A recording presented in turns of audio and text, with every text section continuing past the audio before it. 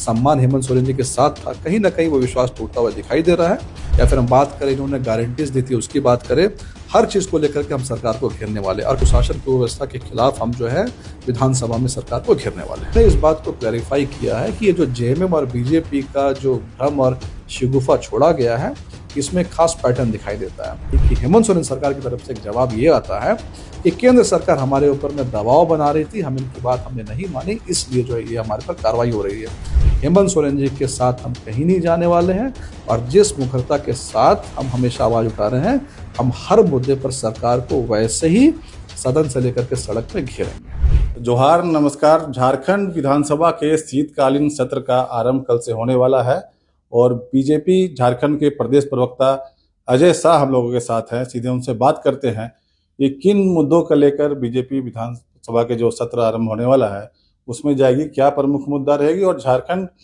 की जो वर्तमान में जो सत्तारूढ़ दल है उसको कैसे घेरेगी।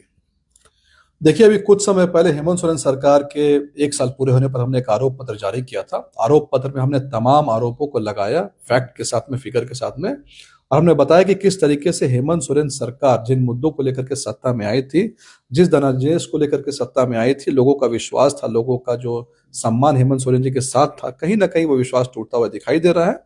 और तमाम आरोप पत्र में जितनी भी चीजें थी, चाहे हम बात करें घोटालों की बात करें या फिर हम बात करें इन्होंने गारंटीज दी थी उसकी बात करें, हर चीज को लेकर के हम सरकार को घेरने वाले। और खास करके जो प्रमुख मुद्दा ये रहने वाला है कि कुछ समय पहले, कुछ ही दिनों पहले ईडी ने धनबाद में जो कार्रवाई की थी, धनबाद के जो कोयले के काले साम्राज्य को ईडी ने उजागर किया था, ईडी ने कार्रवाई की थी और उसके बाद लगातार हमारे प्रदेश अध्यक्ष श्री बाबूलाल मरांडी जी ने भी उस काले साम्राज्य को उजागर किया। इस मुद्दे को हम फोकस करेंगे और साथ ही साथ अभी कल ही की घटना है, कल परसों में ईडी ने शराब घोटाले में ईसीआईआर को दर्ज किया है और निसंदेह शराब घोटाले में कई बड़े सफेद पोश का नाम आने वाला है। इन सभी मुद्दों को लेकर के कुशासन व्यवस्था के खिलाफ हम जो है विधानसभा में सरकार को घेरने वाले हैं। घाटशिला उपचुनाव का परिणाम जिस प्रकार आया तो उससे तो ऐसा प्रतीत नहीं होता है कि हेमंत सोरेन की छवि पर किसी प्रकार का असर पड़ा है और तो स्थिति पहले से ज्यादा मजबूत नजर आ रही है। और साथ ही बीजेपी भी क्या हेमंत सोरेन के प्रति उस प्रकार हमलावर इसलिए नहीं है क्योंकि उन्हें कहीं उम्मीद है कि हेमंत सोरेन कांग्रेस और आरजेडी का साथ छोड़कर बीजेपी की ओर आ जाए, जैसा कि खबरों में अभी चल रहा है। देखिए, सबसे पहली बात तो हार और जीत जो है चुनाव की एक प्रक्रिया है, ये हमेशा लगा रहता है। भारतीय जनता पार्टी एक ऐसी पार्टी है जो कि 365 दिन कोई ना कोई कार्यक्रम करती है, जहां पर हम सत्ता पे हैं, जहां पर विपक्ष में, हमेशा हम जो एक पॉजिटिव काम को करते रहते हैं। तो हेमंत सोरेन सरकार को घेरने का सिलसिला लगातार जारी है। ठीक है, घाटशिला में परिणाम हमारे अनुरूप नहीं आए, जो हमने सोचा था वो नहीं हुआ, लेकिन हम इससे विचलित नहीं हो रहे। जिस तरीके से हम सरकार के खिलाफ बोल रहे थे उसी तरीके से हम बोलते रहेंगे। और जहां तक हेमंत सोरेन जी के खिलाफ बोलने की बात है, तो हम, आप जितने प्रवक्ता ले लीजिए और खास करके हमारे प्रदेश अध्यक्ष बाबूलाल मरांडी जी के टाइमलाइन पे अब चले जाइए, ट्विटर एक्स पोस्ट पे, लगातार वो हेमंत सोरेन के खिलाफ जो हमलावर है। और हमने इस बात को क्लैरिफाई किया है कि ये जो जेएमएम और बीजेपी का जो भ्रम और शिगुफा छोड़ा गया है, इसमें खास पैटर्न दिखाई देता है। पैटर्न ये है कि आप पैटर्न देख लीजिए, पिछले 3-4 सालों में जब भी झारखंड में ईडी की कार्रवाई हुई है, ईडी की कार्रवाई के बाद में एक शिगुफा छोड़ा जाता है कि झारखंड मुक्ति मोर्चा और भारतीय जनता पार्टी एक होने वाली है। और उसके कुछ दिनों के बाद में अगर कोई गिरफ्तारी होती, किसी को अरेस्ट कर लिया जाता है, तो सरकार की तरफ से, यानी कि हेमंत सोरेन सरकार की तरफ से एक जवाब ये आता है कि केंद्र सरकार हमारे ऊपर में दबाव बना रही थी, हम इनकी बात हमने नहीं मानी, इसलिए जो है ये हमारे पर कार्रवाई हो रही है। एक ताजा उदाहरण आपको देना चाहूंगा, ये फैशन बन चुका है। अंबा प्रसाद के यहाँ पर जब कार्रवाई हुई और अवैध जो बालू का कारोबार आया, तो सिंपल एक स्टेटमेंट जस्टिफिकेशन जब मुझसे मीडिया ने पूछा, सिंपल बोल दिया, नहीं नहीं मैं बीजेपी के कैंप में नहीं गई इसलिए हमारे ऊपर में कार्रवाई हो रही है।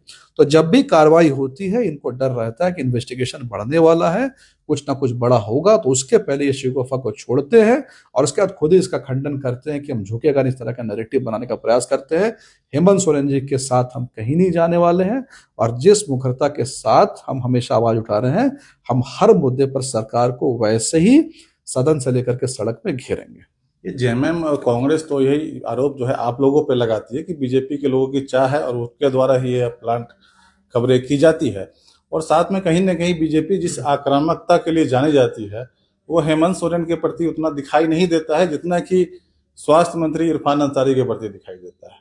तो इसकी एक बड़ी क्या वजह है। और अभी जो खबरों में आ रहा है कि रिम्स का जो एक जमीन है जो जिसको अतिक्रमण कांग्रेस के एक सीनियर विधायक ने कर लिया है, इसके बारे में आपका क्या कहना है? देखिए, जहां तक सरकार के खिलाफ बोलने की बात है, अगर मैं अपने पर्सनल लेवल पर एज ए प्रदेश प्रवक्ता की बात करूं तो मैंने जितने प्रेस कॉन्फ्रेंसेस किए हैं, कुछ प्रेस कॉन्फ्रेंसेस हमने सीएम के खिलाफ किए हैं, कुछ इरफान अंसारी के खिलाफ किए हैं। एक बहुत बड़ा प्रमुख प्रेस कॉन्फ्रेंस मेरा जो है हाफिजुल अंसारी के खिलाफ था, एक प्रेस कॉन्फ्रेंस हमारा चमरा लिंडा के भी खिलाफ था।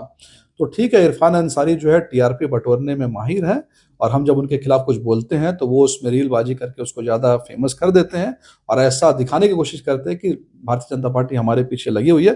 पर ऐसा नहीं है, जितने भी मंत्री या सरकार के लोग हैं हम उनके खिलाफ जो लगे हुए हैं।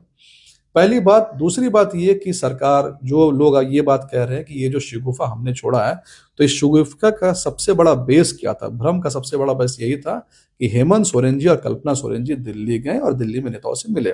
यानी कि जिस पार्टी के लोग दिल्ली जा रहे हैं और वहां से इस बात को उठाया जा रहा है कि भारतीय जनता पार्टी से मिलने वाले हैं, तो भ्रम फैलाने में उनका हाथ है जो यहां से दिल्ली गए, ना कि दिल्ली से यहां पर आकर इस बात को कर रहा है। और हमारी पार्टी की तरफ से, हमारे क्रेडिबल नेता की तरफ से कोई भी ऐसा स्टेटमेंट नहीं आया है।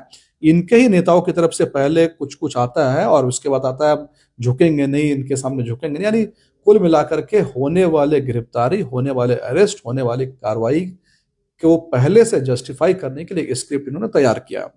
अब रिम्स की अगर हम बात करें तो रिम्स में एक बहुत ही सनसनीखेज चीज अब सामने आई है। आप जान रहे होंगे कि हाईकोर्ट में एक पिटीशन गया हुआ और हाईकोर्ट में डिमांड किया गया कि रिम्स के आसपास जो इंक्रोचमेंट हुआ है रिम्स की जमीन पर, उसको देखा जाए। अब इस दलील के दरमियान ये बात सामने आ रही है कि रिम्स परिसर में, रिम्स की जमीन पर एक अवैध निर्माण पिछले 4 साल से होता गया। एक अपार्टमेंट खड़ा हो गया और कांग्रेस के विधायक श्री रामेश्वर उरांव का साफ तौर पर नाम आ रहा है कि उन्होंने वहां पर कई जमीन को कब्जा किया। आज एक प्रमुख अखबार ने तो नाम के साथ इसको लिखा है। तो हमारा ये कहना है कि रिम्स हॉस्पिटल, जिसमें हॉस्पिटल बनना चाहिए, कुछ अस्पताल का काम होना चाहिए, वहां पर अवैध निर्माण, अवैध रूप से लोगों का रहना साफ साफ दर्शाता है कि इतना बड़ा जो निर्माण हुआ है ये स्वास्थ्य मंत्रालय, नगर निगम और सरकार के आला अधिकारियों के मिली भगत के बगैर हो ही नहीं सकता। कहीं ना कहीं इनको संरक्षण मिल रहा है। और अब तो हमें यह भी लग रहा है, बार बार इस बात को हम उठा रहे थे कि क्यों आपको इतना डेस्परेशन है, रिम्स टू में इतना विरोध हो रहा है, आदिवासी समाज सड़क पर है, फिर भी आप जमीन को क्यों लेना चाहते हैं? तो आज बरियातू में जो घटना हुई है उसको देखते हुए कम से कम ये समझ में आ रहा है कि रिम्स का जो मॉडल है, जहां पर हॉस्पिटल के नाम पर जमीन लो और उस जमीन पर कब्जा करो, यही मॉडल शायद रिम्स टू में भी ले जाने की तैयारी है। और इसलिए सरकार की तरफ से इतना डेस्परेशन दिखाई दे रहा है। हम इसकी उच्च स्तरीय जांच की मांग करते हैं। दिल्ली में हेमंत सोरेन और कल्पना सोरेन की बीजेपी के किन आला नेताओं से मुलाकात हुई है, इसके बारे में क्या कोई जानकारी आपके पास है? देखिए, हेमंत सोरेन और कल्पना सोरेन, हेमंत सोरेन जी की बात करें वो राज्य के मुख्यमंत्री हैं। एक मुख्यमंत्री पूरे के पूरे देश में किसी भी प्रधानमंत्री से, मुख्यमंत्री से जाकर के मिल सकता है। इनफैक्ट अभी प्रधानमंत्री जी खुद जो है शिबू सोरेन की मृत्यु के बाद में उनके पास आए थे, तो वो हमारी जानकारी में कहीं किसी से ऐसी मुलाकात नहीं हुई है। ये जेएमएम के लोगों ने इस भ्रम को फैलाया है। और दूसरी बात है, एक मुख्यमंत्री अगर किसी से मिलता भी है तो इसमें बिटवीन द लाइंस रीड करने की जरूरत बिल्कुल नहीं है। एक मुख्यमंत्री प्रधानमंत्री या बड़े नेताओं से मिल सकता और मिलना भी चाहिए। अगर राज्य के विकास में उन्हें कोई केंद्र सरकार से सपोर्ट चाहिए, समर्थन चाहिए, तो इसके लिए अगर वो मिलेंगे भी तो हम इसका स्वागत करेंगे।